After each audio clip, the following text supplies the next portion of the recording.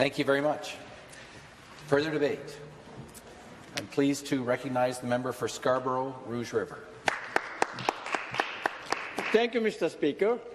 Before I make a very important speech today, I'd like to welcome my close friend, Dr. Joseph Wang. Everybody knows that Dr. Joseph Wang. He's the founder of Ehang Geriatric Center. He's a representative of Alpha Education. And more importantly, he's the champion of human rights fighting locally and internationally. And I'd like to welcome everybody. And I also saw the councillor from Markham. Well, Mr. Speaker, I'm honored to rise today and speak on the motion to declare December 13 of each year as a Nanjing Massacre Commemorative Day. The Nanjing Massacre was, without a doubt, one of the most horrific atrocities of our modern era. In a span of 6 short weeks, only 6 weeks, beginning on December 13, 1937, the Japanese Imperial Army rained death and destruction upon the people of Nanjing. According to the International Military Tribunal for Far East, over 200,000 civilians and soldiers were slaughtered. Tens of thousands of women and some mere girls were brutally and repeatedly raped, and the entire city blocks were burned to the ground. Mr. Speaker, I ask myself why I'm so adamant to talk about such a horrific topic. Why would anyone want to know about one of the most horrendous atrocities of the modern era? Why are we so compelled to educate our peers and our children about an incident that happened on the other side of the world, some 10,000 kilometers away, 80 years ago? Why would I bother to say or do anything that would anger some of my friends and allies? Mr. Speaker, the answer is very simple.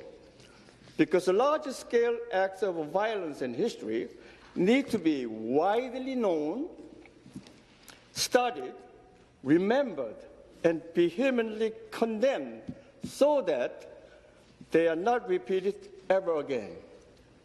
And if we fail to expose these crimes against humanity, and if the predators of such crimes think they can get away with such carnage, and if we allow the deniers of these crimes to sway us to stay silent, we are accomplices and accomplices to the crime. Mr. Speaker, I will not be silenced. I did speak out loudly about the recent Rohingya refugee fleeing Myanmar. I was livid when I found out the fate of the Yazidi girls in Iraq and Syria under ISIS. I was outrageous when Boko Haram kidnapped hundreds of girls, schoolgirls, and used them as slaves. When the Coptic churches of Egypt were bombed, I spoke very loudly. I organized the Ukrainian community and held a rally in my riding when Russia took over Crimea. In 2009, I wrote to the United Nations and submitted a petition with thousands of names in support of Tamils in Sri Lanka.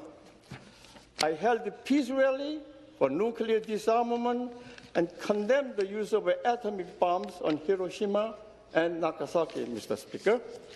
I have spoken numerous times against human rights violations in North Korea and spoken for recognition and reconciliation for the sex slaves from Korea, despite some resistance from my own community. I commemorate the Armenian genocide, the Jewish Holocaust every year. Mr. Speaker, it is not who the victim is, nor who the predator is. It is not about who is our friend or foe. It is about doing what's right. It's about justice and human dignity so that the future generations of all nations never commit such atrocities and create peaceful world for all.